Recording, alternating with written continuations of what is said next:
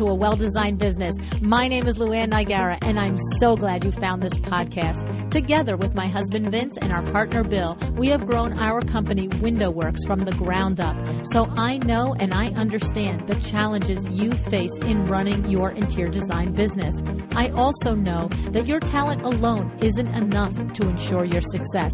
So on this podcast, we talk about strategies and practical steps to help you grow your business.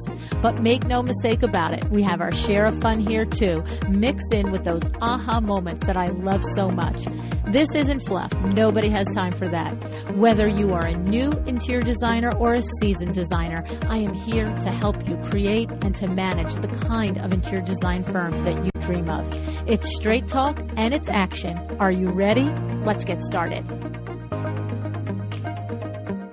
Hi, welcome to another episode of A Well-Designed Business. Before we start, I want to let you know that this show will also be available as a video presentation on my YouTube channel, which is called A Well-Designed Business. The reason is that perfectly aligns with my guest today, Wendy Woloshchuk, the principal of Details Full Service Interiors. I'm pretty certain your eyes are going to be wide open by this conversation, and that I'm pretty certain you're going to be inspired by Wendy, by her business model, and by her business acumen. Look, we all love and admire the celebrity luxury interior designers, and I'm the first one to geek out on the conversations and learning how they built such fantastic national and international platforms. But here's the thing. I geek out the same way when I meet someone like Wendy. Wendy lives and works in rural Massachusetts, nearly 2 hours from the closest design center, and she is killing it.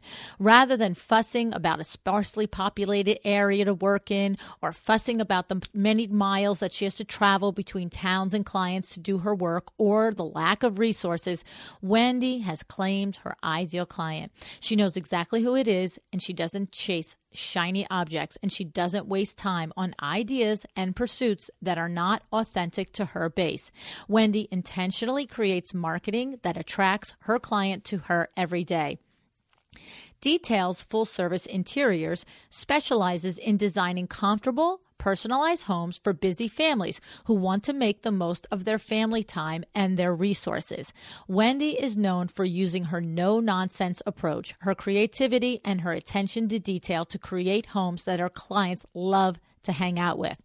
Starting an interior design business in a small community in the middle of a recession wasn't easy. Wendy attributes Facebook with helping her build and grow her business. Both Facebook groups and her business page have been instrumental to her success. She has been using Facebook as her primary marketing tool for the last 5 years. She shares fun tips and decorating ideas on her Facebook daily live show, The Daily Details, and Wendy has just started a consumer-facing Facebook group, the Details Design and Decorating Club. This will help her continue to grow her following and her business. And today, Wendy is going to tell us all about it. Now, one thing I just want to point out to you.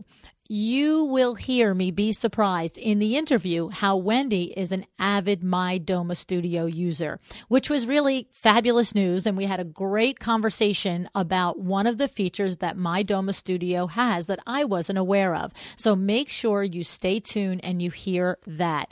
In the meantime, if you are not familiar with My Doma Studio, this is a software platform that helps you manage your client projects easily and efficiently. What you can do is go to mydomastudio.com/awelldesignedbusiness and learn more about it today. Now, let's get to meeting Wendy.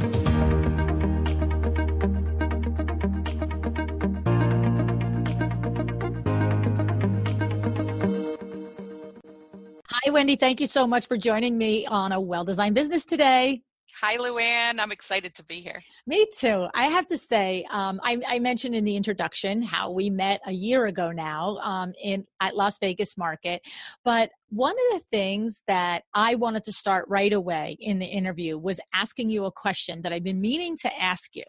So I meet you and Claire Jefford last year at Las Vegas Market, and we all know how amazing Claire is at teaching interior designers to use video for their business. And of course, she even has a course. And if I, get coordinated enough, I can put a link in the show notes to it, because I know that she does a good job teaching each of us how to up our video game. And so the thing that I've been wondering in preparing for this interview is, I'm wondering chicken or the egg, because I feel like I knew you before. I knew you through the Facebook groups before we met. Okay. But I feel like I noticed after our meeting, the introduction of the full on Facebook Live video stuff for your business. And I remember thinking, was that an influence of Claire? Because I knew you guys roomed together. Didn't you room together at Yes. Vegas Market? You're right. And so I thought, is that an influence of Claire? So, or was it, here's what I wonder, is it just that because until I really met you in person, it, how it now all of a sudden it's on your radar screen, and so you're like, you see it. So Which one was it? Because I have to add one more part, because when I was doing my research on you, it's funny because the people that I know, I tend to like, oh wait, I should research them. You know what I mean? Because if I don't know you at all, I'm like, I gotta then I'm like, Lynn, you might not know everything, right?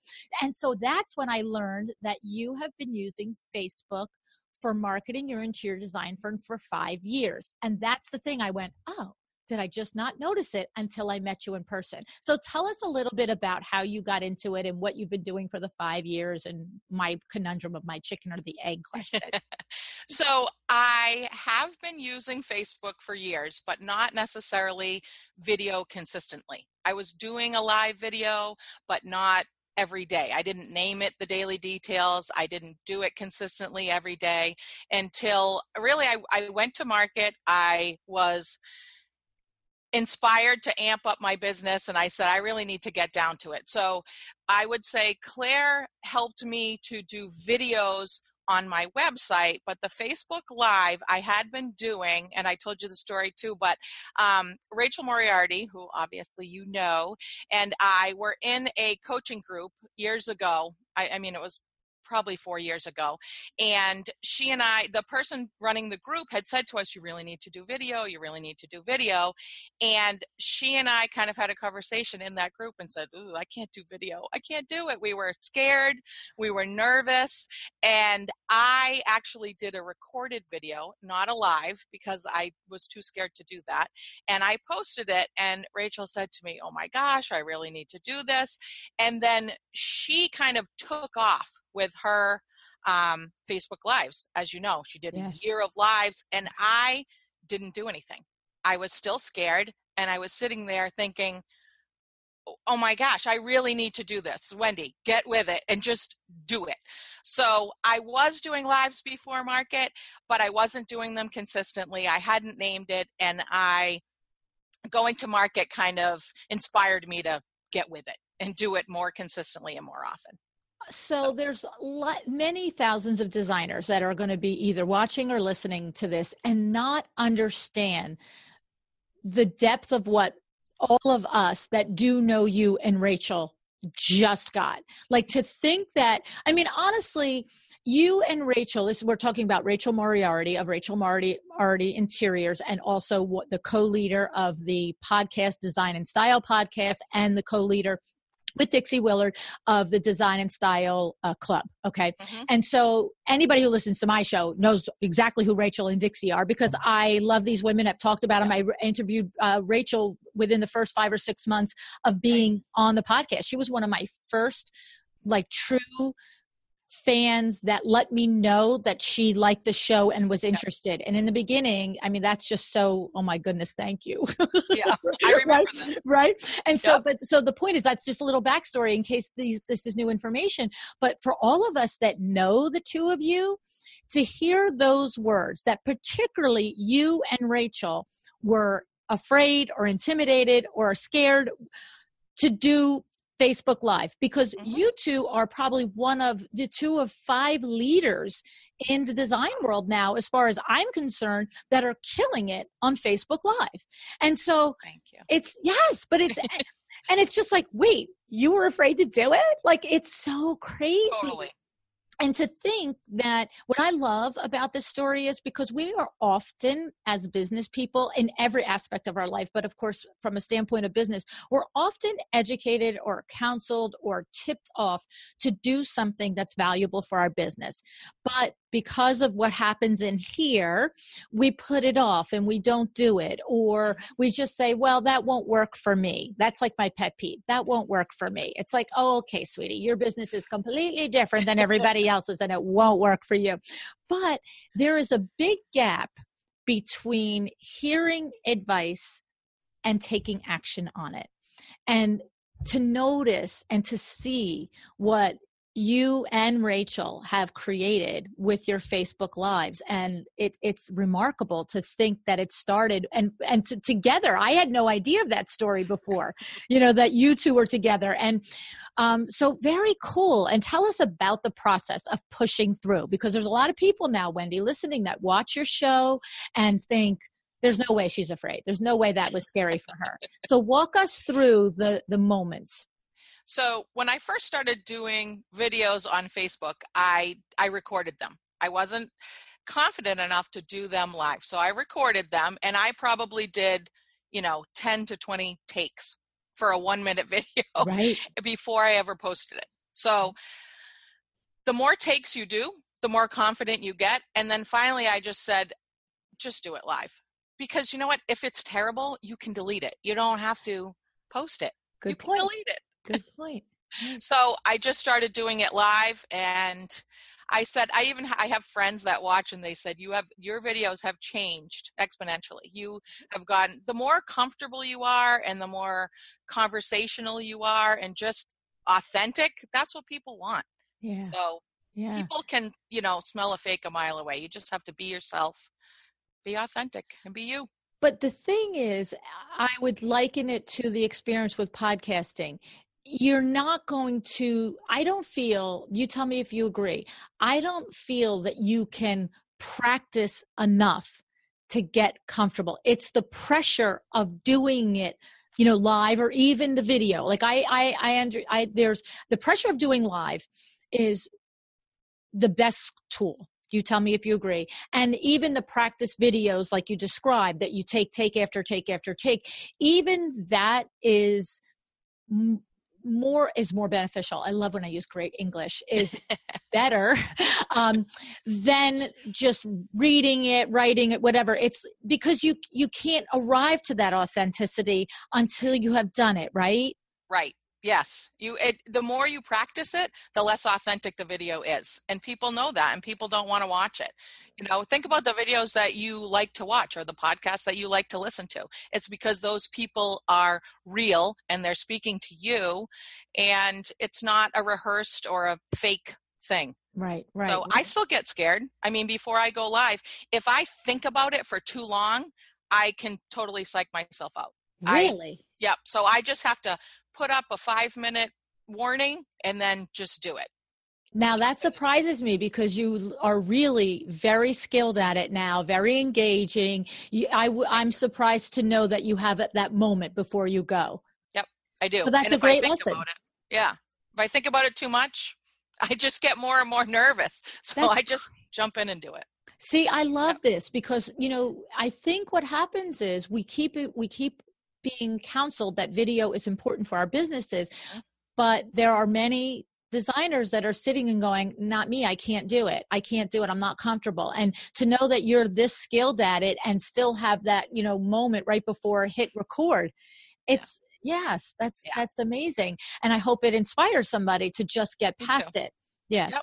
Yeah. Well, now I lost my train of thought, but, this is what I was going to say. So I tend to just I do it from my phone. So I think of my phone as that one client, and I'm just talking to that one client. You can't think about who else is watching it and, how many people are going to watch it and who's on live. And just think of it as one client. That's the person you're talking to, and just speak to them naturally.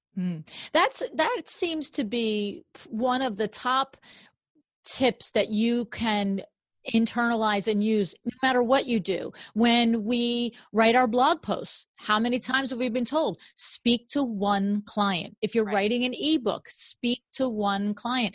When I do the podcast, every once in a while, I'll say colleagues, our designers or whatever. But when I record the intro and outro, I usually am trying to just focus on one person that it might help. And so that kind of goes across all mediums.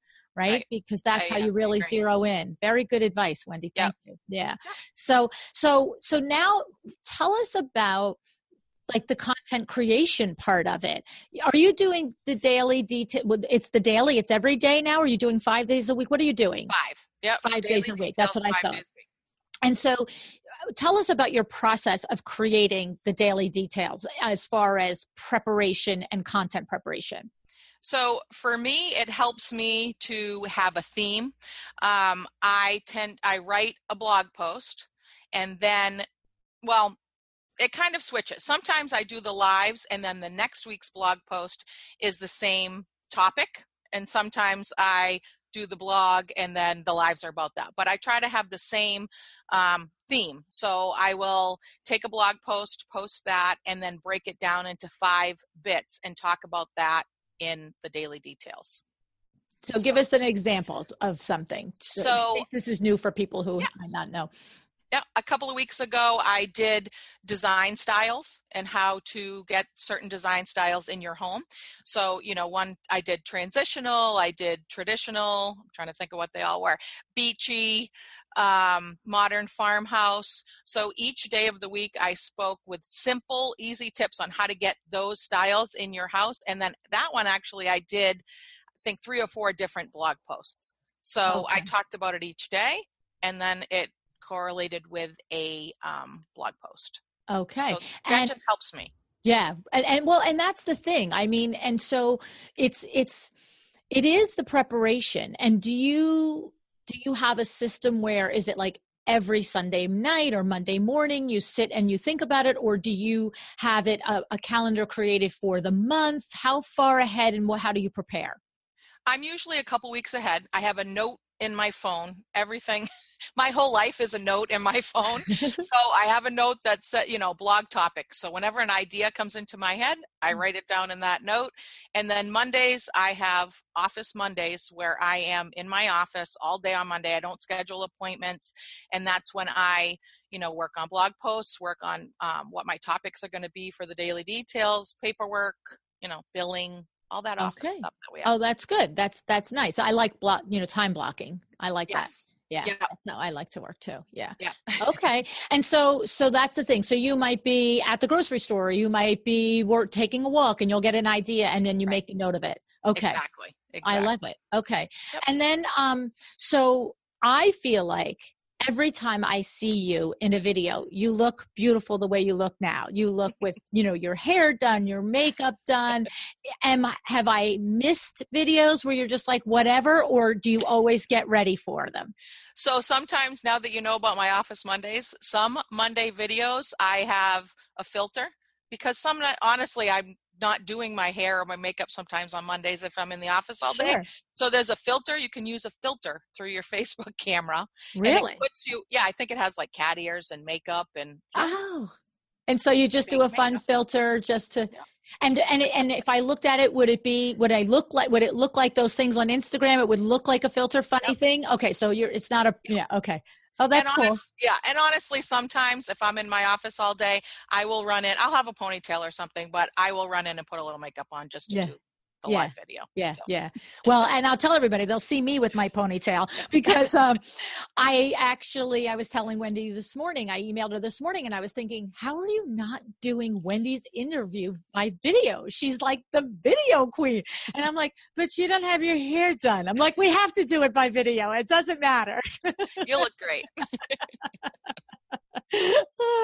But so that's another thing that we think about it. Can I get on video? Should I look like this? Should I not look like that? And you're already stressing about the content. And then you're like looking at yourself and the lighting isn't right. And you know what? I mean, people, when you work with people in person, they're going to see you in person anyway, right? And right. I don't go to every single appointment with my hair done and my makeup perfect. So they're going to see you like that anyway. Good for you. Good for you. Great way to, that's right. A way to look at it. Okay.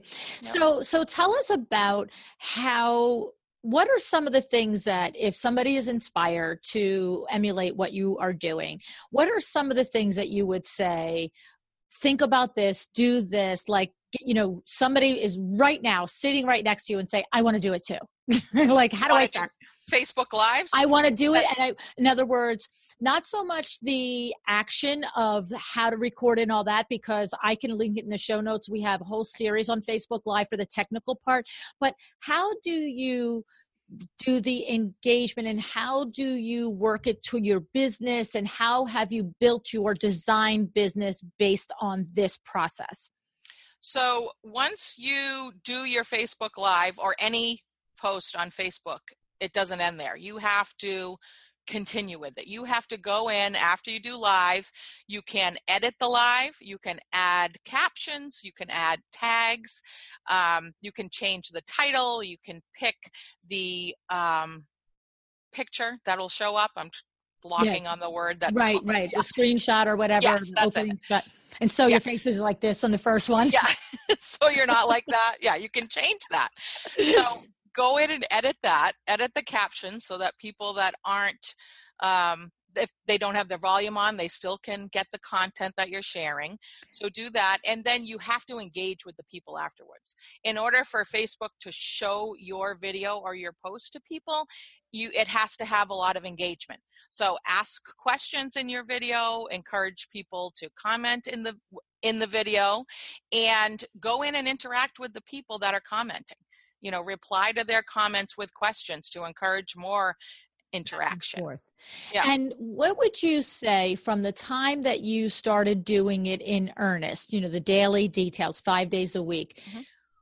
When do you feel like it picked up some steam and you feel like you really started to get engagement other than, let's be real, our design colleagues, because, it's great all day long if we're all saying, hey, good for you, but like we want the people out there, right? Right. So the purpose is to get clients, right? Right. That's and so what was that train like? Was that like 1 week, 2 weeks, 6 months? Like, what did that process feel like? I think it takes a couple of months. You have to keep doing it and keep doing it. And there are a lot of people that are watching your videos that you don't even know about. I go out to dinner with my husband and people are saying, so I told this story before, but we went out to dinner for my birthday and the hostess came up to me and said, are you that designer? And I was thinking, yeah, I'm a designer. I said, yes. She said, I follow you on Facebook. And I don't know her name. She has never commented. She has never clicked like, nothing. So there are people that are watching that you have no idea. And people will contact me for a consult and I'll say, you ask, how did you find me? Oh, I follow you on Facebook. So it takes some time and you have to just assume people are watching and just keep going and keep going. And it grows. And right before Facebook changed their algorithm, that's when I started to really get way more reach, all kinds of reach and all kinds of interaction. And then Facebook changed their algorithm and it was kind of like starting all over again, chugging along. Wow. But you have to kind of go with it and find what works and post when your people are online and try out different topics and see what your followers like, see what they end up interacting with and what they comment on and post more of that. It's a lot. It's a lot. Because, it is. Like you just said, you mentioned go in and change the caption and put captions in and then go in and change the picture and make sure the title is there. And, it's a lot. And I think that's why a lot of us get stopped in our tracks on it. And, but to understand that the people that are successful with it, like yourself and Claire and Rachel, and many others, it is because you are taking those other steps, not only the preparation steps of laying out your content, but those other steps afterwards. Because a lot of us, I mean, like me, when I do Facebook Live, it's a one and done. I go in, I do it. I don't do a darn thing with it afterwards. If the pictures like that, it's like the pictures like that. It's like, whatever, you know, what I mean? Moving on, you know? And of course, naturally you can't approach it that way if you want it to be a legitimate marketing arm for your business. Right. So that's why I chose Facebook, because the demographic on Facebook is my ideal client.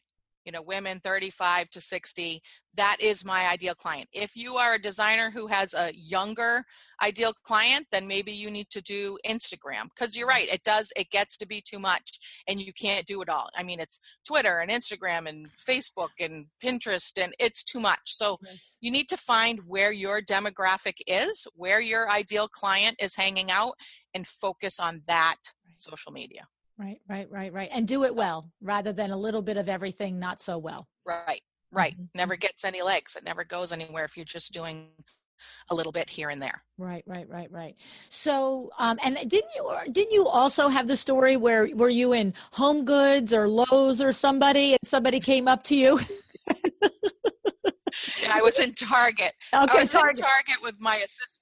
Yeah, I was in Target with my assistant, and we had all kinds of lamps out in the aisle, and we're looking at them and talking, and a woman came around the corner and said, "I know that voice." Wendy? I was like, "Yes." Yeah. She said, "I recognize your voice.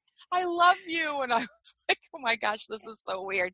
But it's crazy. That is something else. But I also live in a small area. I don't live, like you, near New York City. So but I think that's also even more significant, that you live in such a small area, and that you are, so tell us a little bit about the demographics of the area that you live in. So we have because a lot of people will say, well, I'm so far out, I don't have a lot of density, it's probably not worth it. I'm going to be reaching people in Iowa and I live in Alabama, like whatever. Tell us a little bit about that. How, and is there a way to zone that into your space, into your demographic?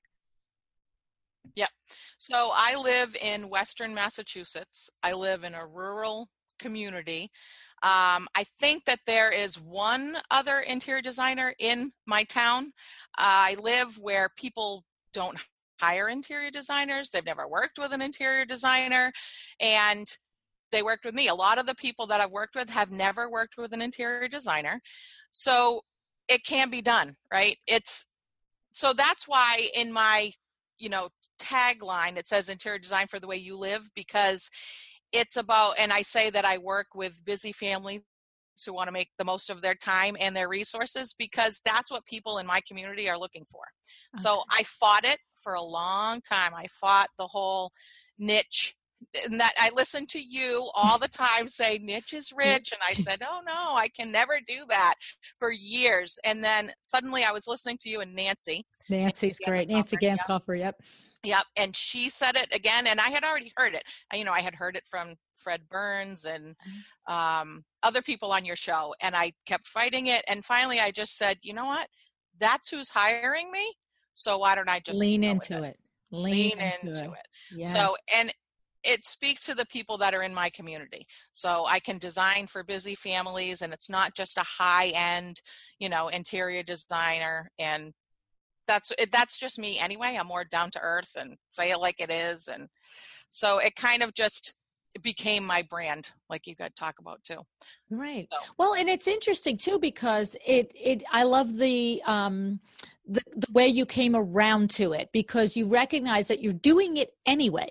Right. How many clients were that demographic and that style and that personality, that avatar, right? And to just call it out and name it, it just makes all the others are sitting in the shadows thinking, maybe she's too fancy for me, or maybe she's too fussy for me, or maybe I don't really deserve an interior designer. But when you make it so warm and welcoming and comfortable, I work with you. You're the exact kind of person. Don't be intimidated to call me. That's basically what you're saying, right? Exactly. Yes. Yeah. Because people around here, it's a small town. There's farms and, just like you picture a small town, and they're not looking, oh, I need an interior designer. But, one person hires you and then word of mouth, and it just keeps going, and people are struggling with their home and they talk to their friend and their friend says, oh, you need to call Wendy. So they do, and they think, oh, well, if she did it, then I can hire a designer too, and it's accessible to them. Well, and the thing is that, when you describe that, it's a small town, it's rural, it's farm, area, and people don't usually hire an interior designer from this sort of area. But the reality is every single person wants their home to be a beautiful place, whether it's, Santa Monica penthouse style living or rural farm living. You want it to be a beautiful space, and whatever beautiful means to you. And a lot of people just don't have the skill set in order to translate what would make them happy or comfortable or think it's pretty. I mean, obviously. Right. And that's where the Facebook Live comes in too, because it makes people get to know you, and it makes people realize that I'm not that person who's designing, New York City penthouses. That isn't me. This is what I'm designing. These are the people I'm working with. Right. You keep saying how it's rural and all this. I'm thinking about Zsa Zsa Gabor, that when she went into Green Acres, and it's like, so the thing is that the reality is that when you consider the stereotype, right? So the stereotype of an interior designer, especially if you live in a rural area that really people don't talk about working with their designer all the time, could be like, I'm not having Zsa Zsa come in here and do my house. Right. But that's the thing which you're expressing. And that's the big lesson, is by being out there every single day on your Facebook Lives, little by little, everybody's like, oh, she's not Zsa Zsa, she's Wendy. Right. And Wendy is regular. I like Wendy. Wendy's like my girlfriends, right? Yep. And guess what? If people are watching your live and they don't like you, those aren't your clients anyway. Right. That's not going to get along. If you went all the way to the consultation and you had that hour-long consultation, they're not going to hire you anyway. Right. So they 5 or 6 videos and they get the idea, like or don't like her. Right. Exactly. Right. And that's awesome. okay. Yeah, that is okay. That is okay. It's totally okay. We don't want to work with people who don't like us anyway. Exactly. They need to find someone else that they like. It's okay. That's right. So tell us a little bit about doing business in a rural area. I understand you're almost 2 hours, hour and a half away from the Boston Design Center. So what is that like? Because I do, Wendy, have a lot of designers that will email me and ask me, find out how designers that don't live near a design center do business and conduct and find and resource. So give us some tips on that. Yep. So I do. I live an hour and a half from the Boston Design Center. And honestly, I had never been there until last year. So I have to look at my notes. You're in business since 2007. So that's 11 years. It took you 10 years. Yep, It did. I was intimidated. I didn't think, it was for me. I didn't even know why I should go there. I didn't know why. So I met Marie Moradian in one of the Facebook groups. Hi, Marie. So again, another Facebook group win. So I met her and she asked me to go, and I thought about it and I said, I'm just going to tell her. So I said, I have never been. And so she said, you have to go. So she brought me there. And then after that, and it was totally not intimidating, right? They want to work with you. That's their business. Why were you intimidated? Explain and share that. What was that feeling? I'm sure someone listening has it. So I felt like, here I am, Wendy from Details, out in the woods in Western Mass. She's going to go to the Boston Design Center and not fit in. And, the same worries that you have in anything, right? That you're not going to fit in, that they're not going to accept you, all those fears that you have. And I didn't think that it was beneficial to my demographic, right? So I thought it was more high end and things like that. So we went and, it's Cravat fabric and Durley fabrics and just all different kinds of showrooms that I could benefit from. And I needed to open accounts and I needed to get with it. And do it. So Marie and I went, we had a great time. She is the one who encouraged me to go to market for the first time. So and was that Las Vegas market or High Point market? Las Vegas market, because I went with the Jackie Von Tobel VIP tour. Okay. So that's the way to go if you're going the first time. Right. Yep. So I went and opened accounts, and it was like a whole new world opened up to me because there are all different price points. It's not just super high end, all custom, and so I had so many more resources now. It's like, I don't know what I was doing.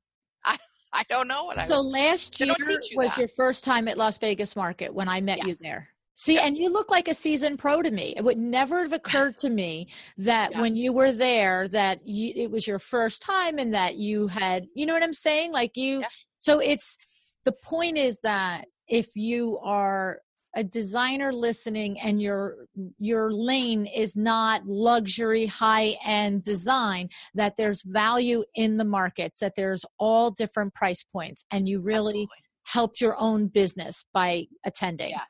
Yes, exponentially. I mean, it changed my business for sure. Matter of fact, I just flashback because I asked you for the quote for the Window Fashion Vision magazine, right? And just when you said it changed my business exponentially, I just went, oh yeah, that's right. She told me that. Yep.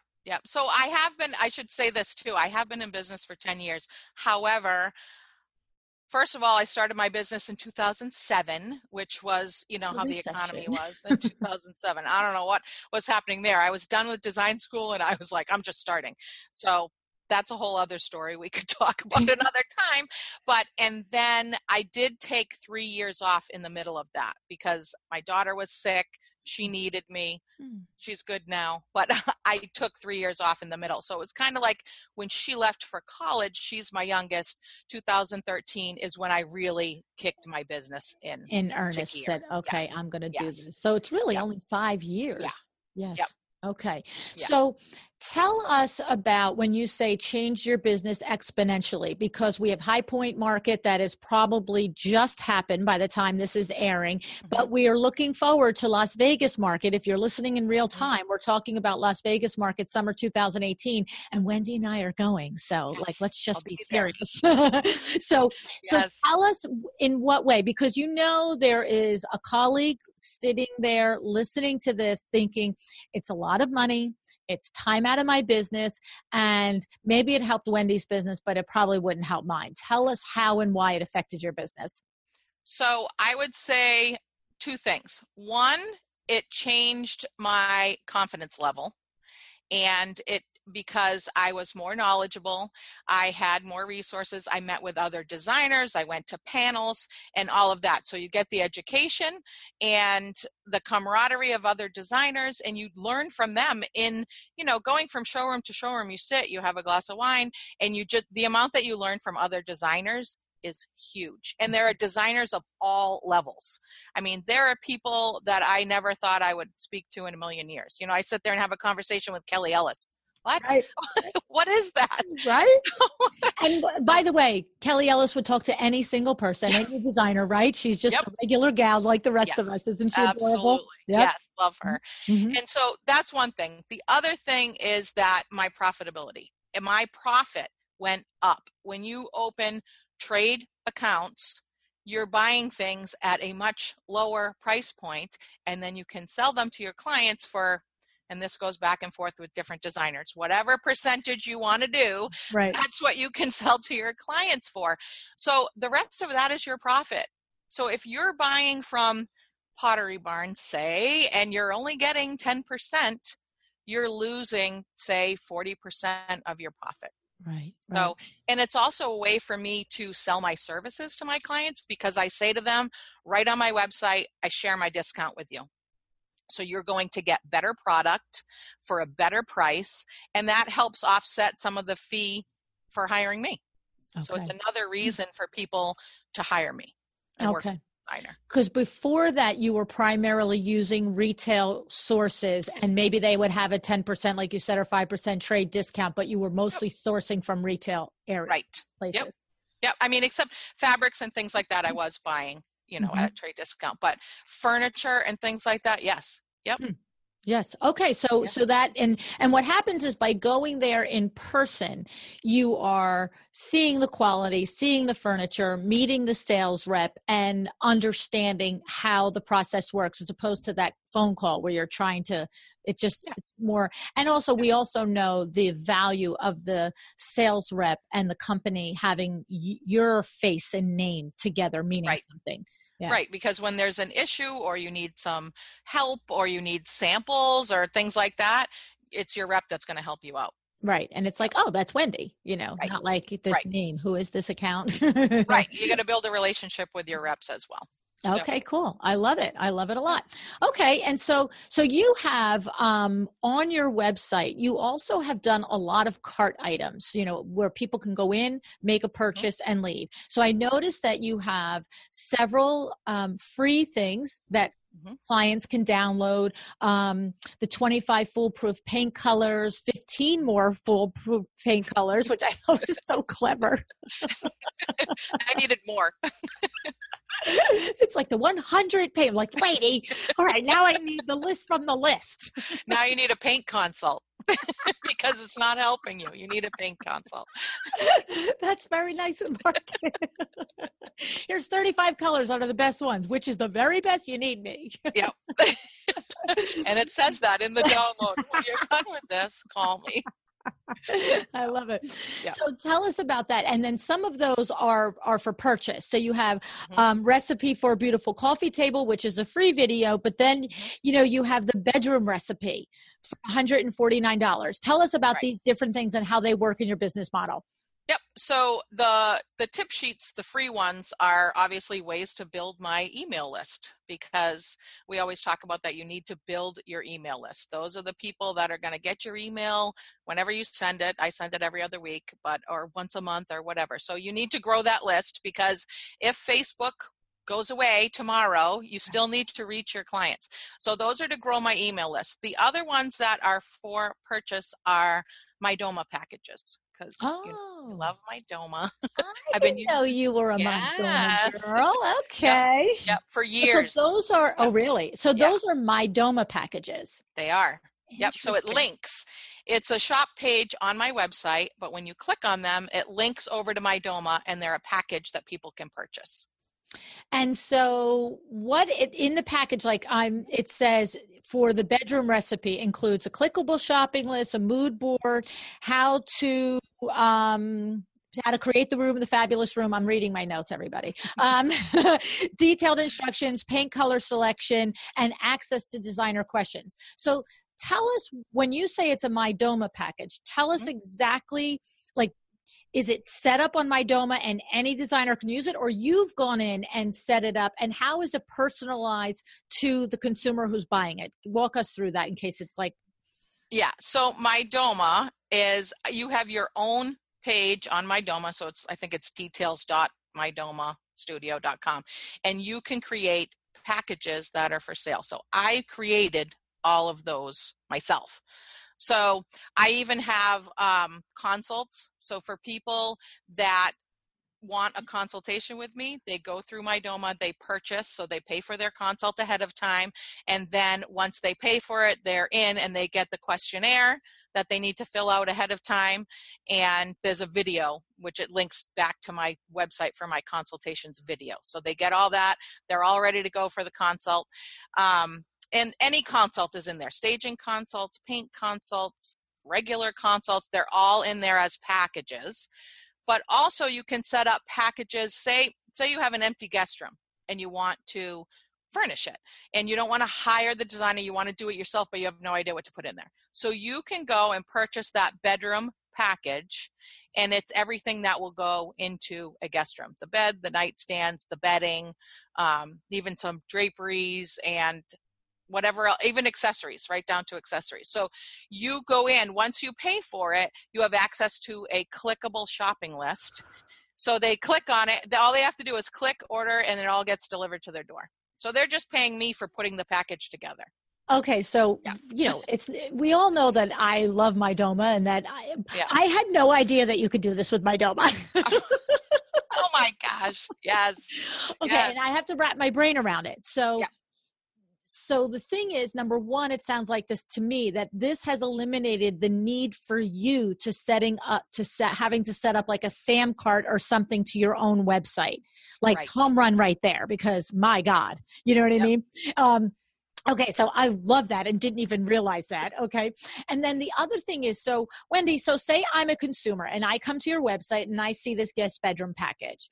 Mhm. I click through to it. You're telling me that it's bringing me to your page on mydomastudio.com. Right. Okay. It's bringing you to your branded page. But when I get there, am I going to see, like you were saying before, the beach bedroom package, the transition bedroom package? And so you have created a mood board for different styles of bedrooms. And then if 25 people click on beach bedroom package, it's going to be the same list of furniture and accessories and lighting. Yes. And okay. So that's pretty interesting, because I can hear a lot of people out there saying, well, I'm not going to design every single bedroom the same. But the reality is there's a lot of, how did bed in a bag get to be so popular? Because Exactly. everybody was happy to go in and drop $50 and have the whole bed decorated with 9,000 pillows and duster. So Right. there is a big market for people who really just want a pretty bedroom, and they don't really care that there's 5,000 other people across the country that have the same bedroom, because they're never going to see them. Right. Okay. And they could choose different colors. Say I put bedding on there. When they click the link, it takes them to, wherever it takes them to, Pottery Barn or whatever, which is an affiliate link. So you make money on the back end that way as well. But they could pick, the blue one or the gray one or the beige one. So it's not necessarily going to be exactly the same. Right. Okay. So now you're telling me that you can specify, we're specifying a retail source. Yep. They You have to for them to leave the MyDoma site when they click on it to buy it, but somehow it gets paid for and comes back and gets paid through. Oh, because they're buying the package from the MyDoma. They're getting the information. Right. Then they're going, and now they're off of your site, off of MyDoma, and they're buying everything. But Yes. what you're saying, the extra layer is if you've set up some of these retail sites as affiliates, you're getting a little piece back there as well. Exactly. Now, can you put trade source in these packages, or that's not possible because they're going to buy them themselves, so they can't do that? Is that right? Right. They would not be able to do that. No, because they're paying basically for the package and for the design, and then they're doing the work on their own. Okay. Yeah. And I wonder if that's in the works, because they could, on MyDoma, if you're working, I guess, more consultation wise with a client and you're utilizing MyDoma as your project management tool, you can put in a trade source furniture or accessory or bedding there, and they can purchase it through MyDoma. So, right? Can't they not purchase it, pay you through it? Oh, pay me. Yes. Pay you through it. I work with clients through MyDoma as well. In addition to all those packages, all of my clients I work with through MyDoma. So I set up their own page. There's, a list of all the products. They can say yay or nay to the product, and then we work back and forth. It's a great way to collaborate with clients as well. And if those are people I'm working with, then it's trade sources. Okay. So, then I'm doing the purchasing, not them. They pay you through MyDoma, but then you go and purchase it. Correct. Okay. Wow.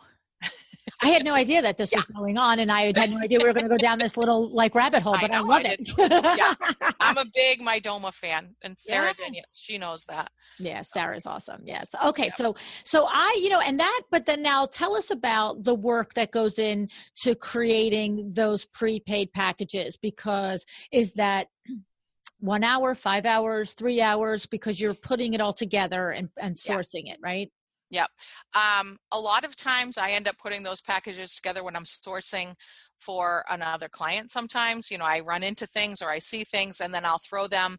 There's a clipper with MyDoma, so you can just clip the product and it goes into your product list. And so later you can pull from that.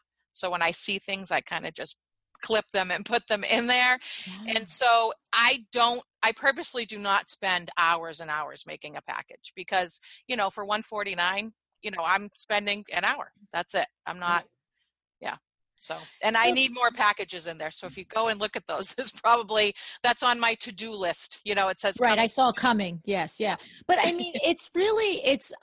like it because it's passive income. Right. Once you do the work, you set it up, it's passive income. Look, let's be real. A luxury interior designer like Kelly Ells is not going to do this. No, right. You know what I'm saying? Right. But I'm not a luxury interior designer. Right. And that's the thing. And that's what I love about it. There's no reason to not embrace where you are. And so what we're saying is in your demographic, in your rural area, there are levels of clients, and some have learned, and thankfully many have learned the value of working one-on-one consulting with you and paying your hourly and working with you for your trade resources. But there's always going to be those X amount that really, what it is it's like going into the retail center, but having you right there going, take that, pick that, take this, pick that. So for $149 to put a room together like that, it's no brainer. Right. And that's why I have a DIY package on my website as well for things. Oh, I didn't see that. Yeah, for people that want to DIY. I have a lot of people that, I do a consult or a design work session with them, and then they want to DIY and do the room themselves. So I'll charge them just for a plan, so I'll put together a plan for them, and then they purchase the plan. Yep. Right. Yes. It's funny because I have been working with a few designers, and I've said that as well. There's nothing wrong with, if in the beginning, in order to expand your base and expand your reputation, expand your credibility, is if you're not at the point where you're converting consultations into full design, then look at it and just sell the consultation and sell the package. And it's a numbers game. If you do 5 this week, 1 a day at $200 or $250, you've made $1,000. You know what I mean? And you've got 5 clients that could possibly just talk about you when they go to the next PTA meeting and say, oh, I bought a plan from her. Oh, does she do full service? I don't know. I only bought a plan. Here's her number. Call her. Yep, exactly. Right? Yeah. And I mean, some weeks I did, I was talking about it in Claire's group that I did 3 or 4 consultations in 1 week. And I said, this is easy. This is like easy money, and it's fun. Yeah. You just get to go in and say all of your ideas, and that's it. You're good. Whatever. See ya. Here's your list. Do it or don't do it. Easy. It's easy money. It's a very creative experience without all of the details, all of the hassle of it. Right. And look, there's pluses and minuses in all of this, but I also feel like if you're new and beginning, you're past that phase now. But when you're new and beginning, it's a revenue builder. Why not? Right. You're going to try and work all week anyway. Why walk away if somebody's not going to convert to full service? Get some money out of them for what you can give them. And you're building your credibility, in the community. Yeah. The downfall of it is that you don't get to build your portfolio that way. Right. Right. True. Right. That's the downfall. And so when you started out, how did you address having a portfolio and amassing some pictures and things? What did you do with that? Because it sounds like that you do often have projects that aren't going to come to this necessarily photo worthy situation, because people are like, okay, I'll use it for this, but I'm going to finish the rest of my own. And you're like, sweetie, that's not what I said. That doesn't look like what I said. I know. And of course, we all cringe when we say, when people do stuff on their own and it's not exactly what you envisioned, but, you got to go with that because after it's your job, right? So when I started, I did not have professional pictures taken, and I would highly recommend that to people. So I took pictures. I took some pictures in my own house, and you can just take them up close. Make a little vignette on your coffee table and take an up close picture. And the same with those jobs that not everything was the way I wanted it. You can still get pictures. A slice. You can move things around, and then once you leave, they can do whatever they want. But you can move things around, take close up pictures. And now, iPhones do take great pictures. So you can start with that. That. You can do mood boards, put up mood boards or room plans, things like that on your website. Right. So you're building your credit. There's ways around it. It's tough though, right? It is. Yeah. It is. Yeah. You just have to, start somewhere. Start with a little tiny job. Or you can even volunteer. I did work for friends, take pictures of that. So you have to start somewhere. Yeah. It is hard at first. Did you hear the episode with Mikkel Welch a couple of maybe about 5 or 6 weeks ago? And he, he's a celebrity interior designer now. Yes. He's a big time guy, right? And he was great. He went on and said like the first 9 projects he did, he literally did for free in exchange. On Craigslist, wasn't it? Yes, right. He was like, he would say, I'm an interior designer. I will design your room for free. You put the ad on Craigslist and said, in exchange crazy. for, being able to take pictures. Yeah. And then he also even bartered with the photographer in the beginning and said, Right. look, I Yeah. want, you take the pictures for free and we both get to use them for our portfolio. Yep. So there's ways to be creative, Yeah. know. And I have a great photographer. She actually used to be my drapery maker. She had a custom drapery business when I first started my business, and she stopped doing it, went to photography school. Now she's a photographer. So she takes all of my pictures, and she is fabulous. That's something. Yeah. That's something. Yep. So she switched one creative vein for another. Yeah. Yep. Yes, yes, Yeah. yes. She Yeah, takes because you know what? When you measure drapery, sometimes they're too short. And when you take pictures, you could just take it over again. crop it. Yeah. Yeah. It's like, it's I not know. like back to the table, take it apart. I know. Exactly. So, So interesting. I just am in such awe of what you've created, Wendy. I think I don't mean to sound anything other than for real with this compliment right now, is that there are people who would say, I'm in a rural area, I'm 2 hours from a design center, I don't have high-end clientele, I don't have clientele that want to pay for interior design, and literally convince themselves that, I have this real passion for this industry, but I live in a part of the country where it's not going to work. And you have figured out a way to make it work and make it work well. And you really are killing it. I really congratulate you. Thank you. Thank Good you for so you. much. Yeah, good for you.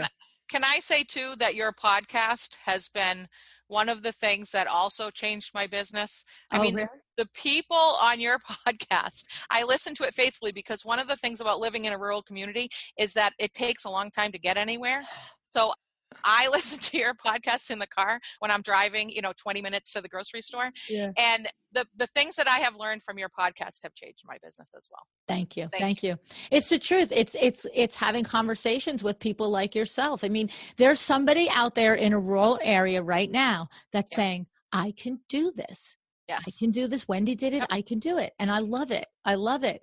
It's amazing, Wendy. I can't wait to see you. And you're coming to Window Works. So by the time this is aired, it'll probably happen, but you're coming to Window Works for our Lunch and Learn with Claire. So excited. Yes, I get to see Claire. I get to see you. And a bunch of other people are coming too. I know. Elizabeth Scruggs is coming up. I mean, there's so many. It's crazy. She's the sweetest. Yeah. Oh my goodness. It's going to be awesome. So if you're listening to this podcast, that event has probably happened, but you will be able to go to our Facebook page and see it because we're going to Facebook Live it. So it'll be there, and that's Facebook at A Well-Designed Business.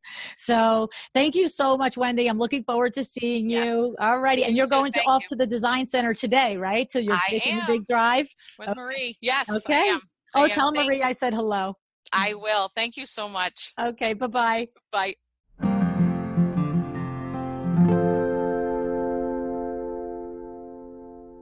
How much did you love this? I mean, I'm a little biased, I'm going to say, because, of course, I know Wendy and adore her. But, I mean, so down to earth. And really, it's all fun and games when we're inspired by the likes of Candace Olson or Barclay Butera or Shay McGee, right? But how about when a regular lady just like us creates a laser-focused business that directly helps, supports, and attracts the clients that she wants to her firm, right? I mean, I think that's really the thing about this, is that this isn't this big, crazy super machine, this empire with all of the facilities of, all kinds of departments to get everything done. This is a one-woman show who is out there, and she's got packages on her website that are making money while she's sleeping. She is literally, I keep saying I'm a broken record, how she's attracting her ideal client to her. But I mean, that is just the thing, isn't it? Is that when you get such clarity and you just own it and you lean all the way into it, then every single thing you do supports that. And this is the epitome of that conversation that we have over and over and over again on the show. So I'm really, really hoping that you had an aha moment during this episode. Now, the top tips from Wendy were these: plan out your content, connect your video content to your blog content, Don't worry about being nervous. Everyone is nervous. Do it anyway. And that's the truth. Everyone is always nervous, and it does take a lot of takes, and it does take a lot of time to get used to it, but just do it anyway.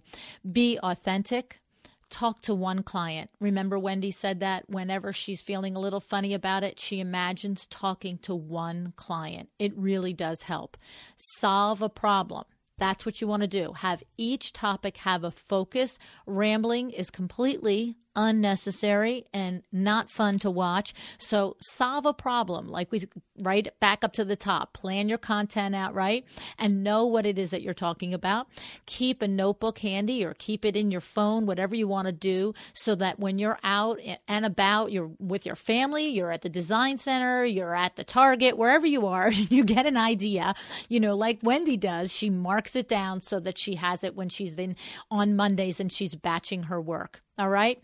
Now, if you are new to the show and you are like inspired by this, but you don't know the technical aspects of how to do Facebook Live, I did a whole series on all the very different types of aspects that you have to know when you're doing your marketing with Facebook. So what you would do is go over to my website, luannigara.com, go to the podcast tab, and then you will see collections. And when you see the collection called Social Media Marketing, when you click on that tab, then you will find a lot of all of these Facebook shows. Okay. So we did things about how to set up the video, how to do community, how to do, I don't remember, tons of things. It's all there. Okay. So that's luannigara.com, and then go to podcast, and then go to collections, and then go to social media and marketing. All right. Okay, I just want to remind you before you leave that Cravat Inc. now has a new code for you to use. It is AWDB10. AWDB10, a well-designed business 10, right? And no longer is it only good on curatedcravat.com, but it's good for any Cravat fabric, wallpaper, or trim purchase. Okay, so specify a Cravat fabric, wallpaper, or trim on your next interior design project and get 10% off. AWDB10. All righty. What are you going to do today? What idea are you going to take from this show, and which one are you going to act on, right? Make a decision. Decide to be excellent. Thank you so much for joining me again today. This podcast is a production of WindowWorks, your resource for custom window treatments and awnings. To learn how we can help you on your next interior design project, go to www.windowworks-nj.com.